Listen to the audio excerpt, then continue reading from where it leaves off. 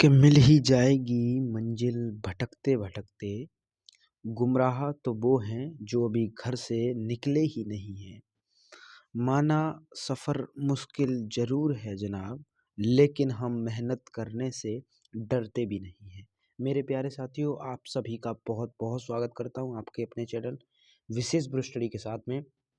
मेरे प्यारे साथियों, आज की जो अपनी चर्चाएं रहने वाली हैं वो क्लास 10th का जो मैप के क्वेश्चंस आते हैं, जिसमें मेरे प्यारे भाई मैप के क्वेश्चन में जो चिन्ह वाले क्वेश्चन होते हैं 5 नंबर के, प्यारे साथी उनमें बच्चों को बहुत दिक्कतें होती हैं। वही नंबर मैं आज आपके पक्के करवाने वाला हूँ, इस बात को ध्यान में रखें। प्यारे साथी, उसमें नदियों के क्वेश्चन भी शामिल होते हैं और भी प्रश्न आते हैं। तो वो ऐसे ऐसे आपको प्रश्न बता दूंगा जो सीधे एग्जाम में आते हैं, सीधे एग्जाम में फंसेंगे। समझ चुके हो बात को। क्लास 10th के लिए अति महत्वपूर्ण है और मैं जानता हूँ पेपर बहुत नज़दीक आ रहे हैं और आपको जो है डर भी आपका बढ़ता जा रहा है, लेकिन डर को ख़त्म करना होगा। और उसके लिए मैंने आपको शुरुआत में लाइनें भी बोली कुछ, कि मेहनत करनी है और मेहनत से ही हम चीज़ों को पाएंगे। ध्यान रखें, डरना घबराना नहीं है। तो प्यारे साथियों, बिना देरी किए मैं आपको वो सारे प्रश्न दिखाता हूँ जो आप सभी के लिए पेपर के लिए महत्वपूर्ण प्रश्न लेके आया हूँ। मानचित्र वाले, यानी कि मैप वाले, मैप के जितने भी क्वेश्चन हैं सारे के सारे। चलिए आ जाइए, सबसे पहले देख लेते हैं। आइए, बिल्कुल अपने हाथ से मैंने ये प्रश्न लिखे हैं, ठीक है। और पहले जो प्रश्न होंगे प्यारे साथी वो नदियों के ऊपर होंगे। इनके ऊपर होंगे, नदियों के ऊपर। किसके ऊपर होंगे? नदियों के ऊपर। समझ गए? नदियों के ऊपर जो है महत्वपूर्ण प्रश्न होंगे कि हमें चिन्ह के द्वारा, किसके द्वारा? चिन्हों के द्वारा, यानी कि जो मार्क करके जो है इनको दर्शाना है चिन्ह के प्रतीकों से। ठीक है, कि ये वाली जगह जो है इस जगह पर है और इसको जो है इस चिन्ह से, इस साइन से या इस साइन से, या फिर और भी बहुत सारे साइन हैं, उन साइन से दर्शाने के लिए आता है पेपर में। ठीक, समझ गए? और ये 5 नंबर का आता है, ये बात भी आप सभी को पता होनी चाहिए। समझ चुके हो बात को? तो मैं वही प्रश्न लेके आया हूँ जो पेपर में बहुत बार रिपीट हुए हैं, बहुत बार पूछे गए हैं। इस बात को आप ध्यान में रखें, ठीक है? समझ पा रहे हो मेरी बात को? ठीक, क्लियर हो पा रहा है? तो इस बात को आप जो है ध्यान में रखें। चलिए आगे बात कर लेते हैं। प्यारे साथी, यहाँ पर आप इस बात को ध्यान रखें कि जितने भी क्वेश्चन आएंगे वो आपको मैप पर देने हैं। आपको 2 मैप मिलेंगे। कितने मैप मिलेंगे? आपको 2 मैप मिलेंगे वहाँ पर एग्ज़ाम में, 2 मैप। उन दोनों का इस्तेमाल आपको करना है। एक पर जो प्रश्न आएंगे वो मैंने क्वेश्चन की वीडियो करवा दी है पूरी, ठीक है, पूरा वीडियो उस पर मैंने बना दिया। वो वीडियो जो है आप हमारे, मैं कमेंट में डिस्क्रिप्शन में उसकी लिंक दे दूंगा, आप वहाँ से देख लेना उसे। ठीक है, जो क्वेश्चन आप समझिए कि ये जो क्वेश्चन है ये जियोग्राफी के हैं, भूगोल के, और वो वाले क्वेश्चन जो थे वो हमारे इतिहास के क्वेश्चन हैं। समझ गए बात को? ये बात क्लियर है? चलिए आगे। चलिए प्यारे साथी, देख लेते हैं आगे। चले आ जाइए, इनके आंसर्स देख लेते हैं। देखिए, पहला ये प्रश्न आपसे पूछे जा सकते हैं पेपर में, ठीक है। 5 क्वेश्चन आएंगे, जितने भी कराऊंगा उसमें से मात्र 5 आएंगे। देखो, जैसे मान के चलो नर्मदा नदी, नदी को दर्शाना है कि नर्मदा नदी जो है वो कहाँ से कहाँ की ओर जाती है। समझ पा रहे हो ना मेरी बात को? जो नर्मदा नर्मदा नदी है वो कहाँ से कहाँ की ओर जा रही है, ठीक, समझ गए। और ताप्ती नदी, गंगा नदी, ठीक है, और गोदावरी नदी, कृष्णा, कावेरी, डल झील, चिल्का, सांबर और पुलिकित झील, ये जितनी भी झीलें ये सब दर्शानी है। तो चलो आ जाओ, दिखाते हैं आपको। पूरा मैप लेके आया हूँ, देख लो। देखो, सबसे पहले डल झील के बारे में आपको बताता हूँ। जो डल झील होती है प्यारे भाई, डल झील जो है आप समझिए कहाँ है। डल झील आपकी समझ लीजिए जम्मू कश्मीर के पास में है, सबसे ऊपर। आप इसको ध्यान में रख लें, इस वीडियो को आप 1-2 बार देख लेंगे, फिर आपके ध्यान में ये क्लियर हो जाएगा। जो डल झील है, जो डल झील है प्यारे साथी, वो सबसे ऊपर है, डल झील, ठीक है, सबसे ऊपर एरिया में। ठीक है, ये जो कश्मीर का एरिया है आप ऐसे समझ लीजिए, कश्मीर और लद्दाख का एरिया जो है, ठीक। चलिए आगे बढ़ जाते हैं, आगे बढ़े, चलिए आगे। यहाँ देखिए अगला, सांबर झील देख लीजिए। सांबर झील भी जो है आप समझिए कि कहाँ पड़ती है। गंगा नदी तो आपको पता है उत्तर प्रदेश के एरिया में है, तो गंगा नदी तो आपको समझ में आ चुकी होगी कि उत्तर प्रदेश के एरिया में गंगा नदी आती है। जो उत्तर प्रदेश का जितना भी एरिया है वहाँ गंगा नदी आती है। समझ रहे हो? ये गंगा नदी है, ये गंगा नदी, यहाँ से ये गंगा नदी जा रही है उत्तर प्रदेश के एरिया से। यहाँ पर उत्तर प्रदेश के साइड में ही आप देखेंगे, थोड़ा सा साइड में आपको आना है, ये आपको सिंबल याद रखने पड़ेंगे, ठीक है? और याद रखें इस बात को, सांबर झील जो है उत्तर प्रदेश की गंगा नदी के इधर साइड में है। ठीक, समझ गए? अच्छा चलिए और बता देता हूँ आपको। ऐसे ही आप नर्मदा नदी को ले लीजिए, ताप्ती नदी को ले लीजिए। तो नर्मदा और ताप्ती को जब आप लेंगे तो आपको एक बात ध्यान रखनी पड़ेगी प्यारे भाई, कि जो नर्मदा नदी और ताप्ती नदी पड़ेगी, आप समझ लीजिए गुजरात के एरिया में होंगी। ये कहाँ होंगी? गुजरात के साइड में, यहाँ ये गुजरात ही तो होता है यहाँ पे। ठीक, समझ गए बात को? अब गोदावरी नदी इन नदियों के पीछे आएगी, नीचे आएगी बिल्कुल। जस्ट नीचे क्या आ जाएगा? नर्मदा नदी, ताप्ती नदी, उसके नीचे गोदावरी। ठीक, उसके बाद गोदावरी के बिल्कुल नीचे आप देखिए, ये जो नदी आपको दिख पा रही है, ये जो नदी है कृष्णा नदी है। ठीक, गोदावरी के बाद कृष्णा नदी आएगी। फिर सबसे नीचे आप देखेंगे तो यहाँ कावेरी नदी भी आपको सबसे नीचे दिखेगी। आप ऐसे समझिए तमिलनाडु के पास में। ठीक, समझिए बात को, तमिलनाडु के पास में ही आपको कावेरी नदी दिखेगी। उससे ऊपर कृष्णा, कृष्णा से गोदावरी, गोदावरी से ताप्ती, ताप्ती से नर्मदा, नर्मदा से सांबर झील, उसके बाद में उत्तर प्रदेश की साइड में गंगा नदी। समझ गए बात को? क्लियर? और यहाँ पर चिल्का झील की अगर मैं बात करूँ ना, तो ये चिल्का झील आप ऐसे समझ लीजिए कि चिल्का झील जो है प्यारे साथी उड़ीसा के साथ पास में पड़ेगी, भुवनेश्वर के पास में। ठीक, यहाँ चिल्का झील है। ठीक है, समझ गए? ये बात क्लियर हो चुकी है। और आप ये बात ध्यान रखें, जो नदियाँ दर्शाई गई हैं यहाँ पर, वो नदियाँ इस साइन से दर्शाई गई हैं, इस वाले साइन से। मैं आपको फिर दिखा देता हूँ थोड़ा बड़ा करके। नदियाँ जो हैं भैया, वो हमारे इस साइन से दर्शाई गई हैं, ठीक है, इस वाले से। और झीलों को हमने इससे दिखाया है। ये आपको सिंबल पेपर में बनाना है, ठीक है? अगर आप ये सिंबल नहीं बनाएंगे तो आपको नंबर नहीं मिलेगा। ध्यान रखें इस बात को। आपको सिंबल बनाना पड़ेगा पूरा का पूरा, समझ गए? पूरे आपको सिंबल बना के दिखाने पड़ेंगे। नदियाँ हैं, झील हैं। अगर देखिए वहाँ पेपर में आपको क्वेश्चन में दिया होगा कि आप इस चीज़ को इस चिन्ह से दर्शाओ, तो आपको भी उसी तरीके से दर्शाना है। समझ गए? क्लियर है बात? चलिए प्यारे साथी, अब हम अपने अगले प्रश्न पर आ चुके हैं, दूसरे प्रश्न पर। प्यारे साथी, ये भी पेपर में बहुत बार पूछा गया है, तो हम इसको भी आपको करवा देते हैं। पर गेहूं और चावल उत्पादक क्षेत्र कौन कौन से हैं वो दिखाते हैं आपको, आइए। जहां पर गेहूं और चावल का उत्पादन अधिक होता है। देखिए यहाँ पर आप एक चीज देख पा रहे होंगे कि यहाँ जितना भी एरिया है गेहूं का, गेहूं के एरिया को अगर आप देखें ध्यान से देखें गेहूं के एरिया को, तो गेहूं का एरिया इस तरीके से दो लाइनिंग हो रही है, तीन, ठीक है, इस तरीके की। जैसे आप ये देखें, ये वाला एरिया, ये जितना भी एरिया है आप देख रहे होंगे, ये पंजाब का, हरियाणा का, ये गेहूं का एरिया है। समझ गए बात को? गेहूं का। अब चावल की बात करोगे तो चावल में जो खड़े हुए ये डंडे दिख रहे हैं आपको, सिंबल चावल के, ये चावल के ही सिंबल है, ठीक है? ये किसके सिंबल है? चावल के सिंबल है। चावल के सिंबल कैसे हैं? ये वाले, ये डंडे। समझिए? बात समझ में आ पा रही है कि नहीं आ रही है, ये बताओ। एकदम क्लियर हो चुका है ये बात? चलिए आगे बढ़ते हैं।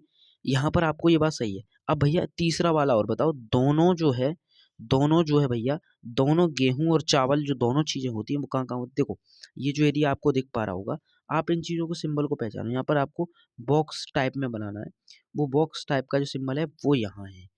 आप देखें इस चीज को कि जो बॉक्स टाइप का सिंबल है प्यारे भाई, वो इतने एरिया में, देखो ये सारा का सारा, ये जो है एरिया पूरा इसमें जो है हो रहा है शामिल।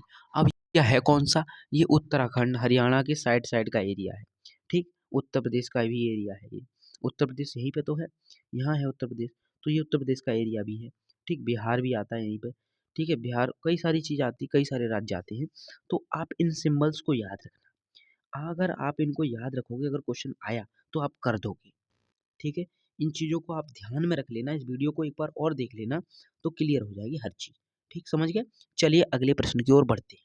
चलिए साथी, हम प्यारे साथी अगले प्रश्न की ओर आ चुके हैं। अपना अगला प्रश्न है, मिट्टी के लिए क्या करोगे?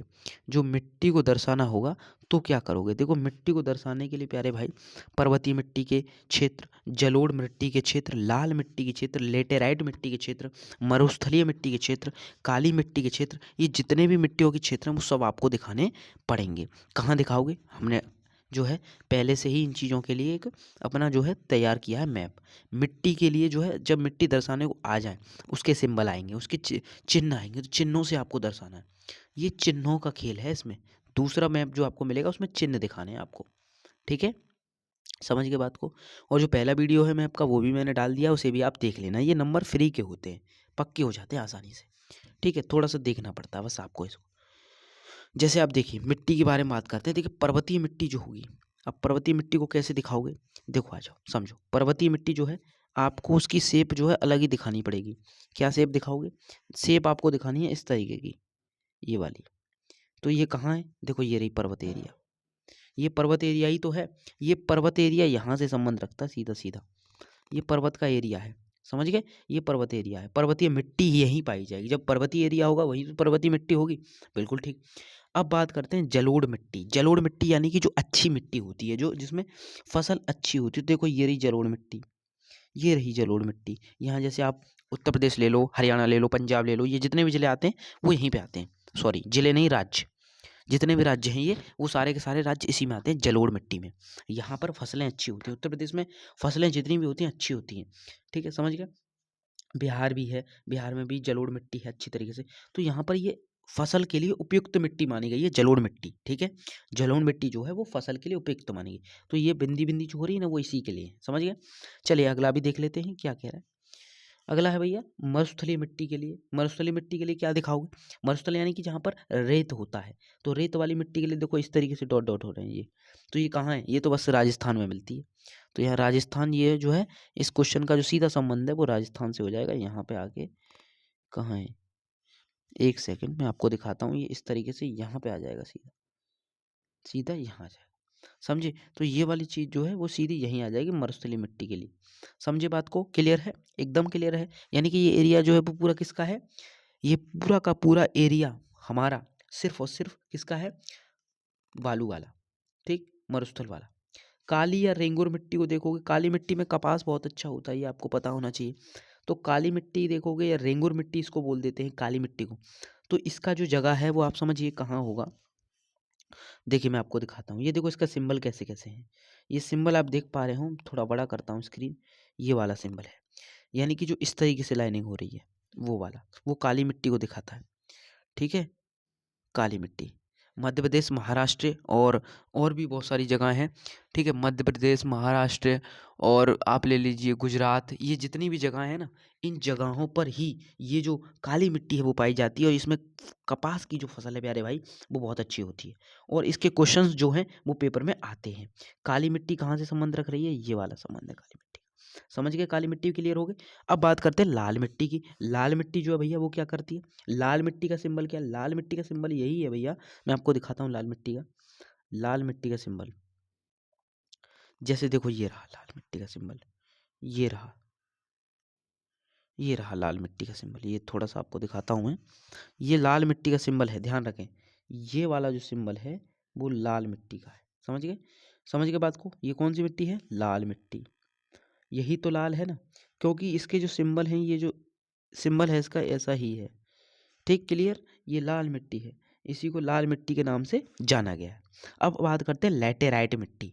लैटेराइट मिट्टी, लैटेराइट मिट्टी किस एरिया में है? आप देखिए लैटेराइट जो मिट्टी है वो कहाँ कहाँ है? लैटेराइट मिट्टी, लैटेराइट देखो इस एरिया में पड़ती है। ये जो हमारी सीमा का बाहरी एरिया है ना, साइड का एरिया, जैसे आप कर्नाटक में देखो, गोवा में देखो, मुंबई में देखो, ठीक है, इन जगहों पर आप देखोगे साइड साइड एरिया में, तो यहाँ पर आपको जो है लैटेराइट मिट्टी मिलेगी। और लाल मिट्टी तो मैंने आपको बता दी, लाल मिट्टी मैंने आपको बता दी कि लाल मिट्टी कहाँ कहाँ है। एक तो आपकी इधर नीचे आ जाओ, बेंगलुरु में, कर्नाटक में, ये नीचे जो एरिया है ये वाला, ये लाल मिट्टी के लिए ही है। ठीक, डंडे खड़े हुए हो रहे हैं इसमें, देखो ये सिंबल लाल मिट्टी का, यहीं से देख लो, मैंने उसी तरीके से आपके लिए सेट किया। समझ गए? उम्मीद है समझ में आया होगा। और लेटेराइट मिट्टी का तो आप समझ गए, ये वाला जो एरिया है ये आप पहचान लेना, ये वाला भी एरिया। चलिए उम्मीद है समझ में आया होगा। आगे अगले प्रश्न को देख लेते हैं। प्यारे साथी, अब बांध के बारे में बात कर लेते हैं। बांध का क्वेश्चन भी पेपर में आता है। सलाल बांध, भांगड़ा नागल बांध, तिहरी बांध, राणा प्रताप, सांगर बांध, सरदार सरोवर, हीराकुंड, नागार्जुन, महानदी, ये जितने भी बांध हैं वो पेपर आते हैं। समझे बात को? वो सब के सब पेपर में आते हैं। ठीक है, इनमें से कोई ना कोई आएगा जरूर क्वेश्चन, एक आए दो आए जो भी आए। अब मैं आपको बताता हूँ कौन सा जो बांध है कहाँ है। देखिए अब आप समझिए ध्यान से। पहला देखिए सलाल बांध। सलाल बांध किस जगह पर है? देखो सलाल बांध जो है ना, वो आपका कश्मीर के साइड पास में ही है।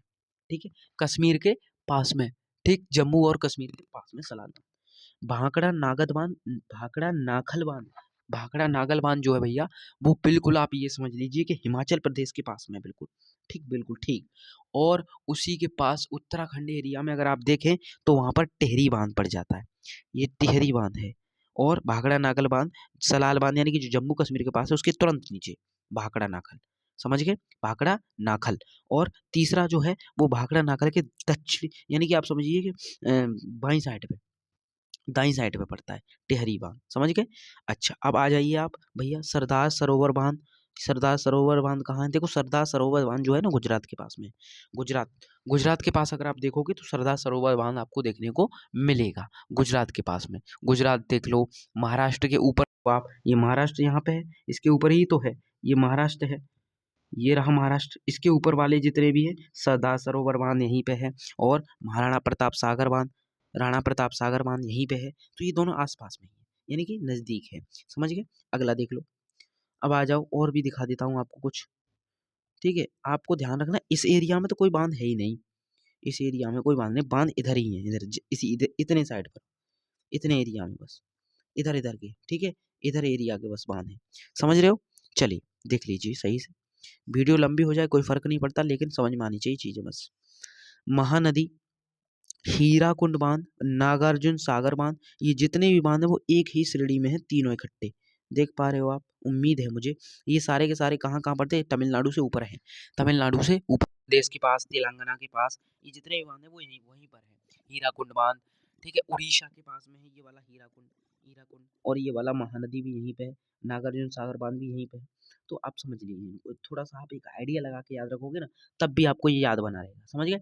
उम्मीद है आशा है यहाँ तक समझ में आया होगा। अगला, ये कुछ अंतिम प्रश्न रह गए हैं, ठीक है, कुछ प्रश्न है। भारत का एक जूट उत्पादक, जूट उत्पादक, देखो जहाँ पर क्वेश्चन आया है, जूट उत्पादक राज्य, प्रमुख गन्ना उत्पादक क्षेत्र, प्रमुख चाय उत्पादक राज्य। तो देखो जो भारत का जूट उत्पादक है उसमें पश्चिम बंगाल ज़्यादा आता है, जूट की खेती पश्चिम बंगाल में। और गन्ना के लिए उत्तर प्रदेश फेमस है, गंगा गन्ना के लिए महाराष्ट्र और उत्तर प्रदेश का। तीसरा जो पहले महाराष्ट्र था लेकिन अब जो है उत्तर प्रदेश के तौर पर देखा जा रहा है, ठीक है।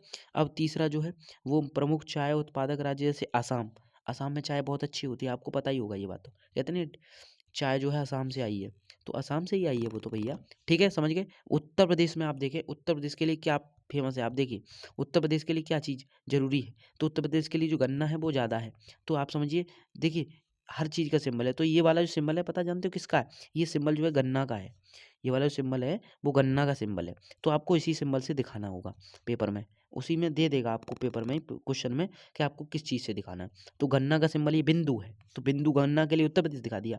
अब मान के चलो पश्चिम बंगाल आ जाए, पश्चिम बंगाल ले लो, पश्चिम बंगाल, पश्चिम बंगाल किसको दिखा रहा है? जूट की खेती को दिखा रहा है पश्चिम बंगाल। ऐसे ही महाराष्ट्र को ले लो, महाराष्ट्र किसको दिखा रहा है? महाराष्ट्र जो है वो भी गन्ने को ही दिखा रहा है, दोनों ही इसी को दिखा रहे हैं।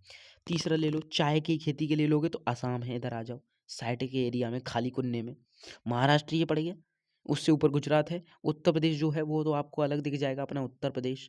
उसके नीचे देखोगे बिहार के पास में तो पश्चिम बंगाल है, यहाँ पर ये बिहार है, यहाँ पे यहाँ बिहार है।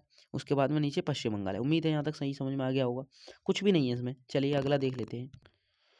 ये कुछ आखिरी प्रश्न रह गए हैं, बस इनको निपटा देते जल्दी से, आपकी वीडियो पूरी खत्म हो जाएगी। वीडियो को लाइक करना बिल्कुल ना भूलें प्यारे साथी, आप सभी के साथ में ये मेहनत हो रही है, इस वीडियो को लाइक शेयर जरूर करें। ठीक, चलिए देख लेते हैं। भारत का एक परमाणु ऊर्जा केंद्र, नरोरा, रावत भाटा, केंगा, तालजोर और बेकारो, सिंगरौली एक ताप विद्युत ऊर्जा, इनके बारे में बता देता हूँ। चलो आ जाओ, देखो यहाँ पर इनके लिए भी मैं लाया हूँ चीज़ें, जैसे मान के चलो, अब देखो आ जाओ, देखो नाभिकी शक्ति के चिन्ह जो हैं ये रहे, नाभिकी शक्ति को दर्शाने का चिन्ह तो ये है, मैं दिखा देता हूँ आपको।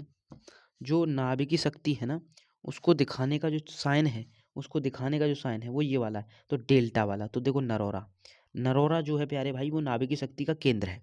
कहते हैं ना नरोरा पावर हाउस जिसको बोला जाता है ना, ये जो बुलंदशहर के साइड में पड़ता है ये नरोरा का, ठीक है। नरोरा पावर प्लांट के नाम से जाना जाता है, समझ गए, उत्तर प्रदेश में ही है। अच्छा, रावत भाटा। रावत भाटा देखोगे तो कहाँ है भैया, ये भी इसी के लिए मशहूर है, रावत भाटा। रावत भाटा नरोरा से इधर, यानी कि आप समझ लीजिए कि राजस्थान के पास में ले लो आप, ठीक है, राजस्थान के पास में। ठीक, समझ गए बात को, चलिए आगे बढ़ते हैं। उसके बाद में आप इधर आ जाइए नीचे महाराष्ट्र की ओर। महाराष्ट्र की ओर जब आप आएंगे तो आप देखेंगे कि जो नाभिक शक्ति केंद्र है वो भी यहाँ पर है महाराष्ट्र में, ठीक है। केंगा के नाम से, किसके नाम से, केंगा। नरोरा हो गया, रावत भाटा हो गया, केंगा हो गया। अब देखो सिंगरौली तापी शक्ति केंद्र। देखो तापी शक्ति केंद्र जो है वो इधर है साइड में, इस एरिया में। आधे एरिया बांट दोगे तो इधर के एरिया में तो हमारे क्या नाम है, नाभिक शक्ति केंद्र है, और इधर के एरिया में हमारे जो है ये जो तापी शक्ति केंद्र है। तो सिंगरौली का हो जाएगा तापी शक्ति केंद्र, लालचेर भी जो है तापी शक्ति केंद्र है, और बेकारो भी तापी शक्ति केंद्र है। समझ गए, तीनों के तीनों को समझ गए आप, बिल्कुल बिहार के नीचे ही है, एक सीक्वेंस में लिख दोगे। और थोड़ी मोड़ी मतलब थोड़ी से ज़्यादा जगह कोई फ़र्क नहीं पड़ता है, समझ गए, थोड़ी बहुत जगह का कोई फ़र्क नहीं पड़ता है, थोड़ा इधर हो जाए कोई दिक्कत नहीं, लेकिन आपको नंबर पूरा मिलेगा, बस आप इनको तैयार करके जाना। उम्मीद है समझ में आया होगा, आशा करता हूँ मेरे प्यारे साथियों। वीडियो को लाइक करना बिल्कुल ना भूलें, और मेरे प्यारे साथियों इसी तरीके से इंपॉर्टेंट क्वेश्चन आप सभी के लिए लाता रहूँगा। तो मिलते हैं जल्दी की नई वीडियो में, तब तक के लिए जय हिंद और जय भारत मेरे प्यारे साथी।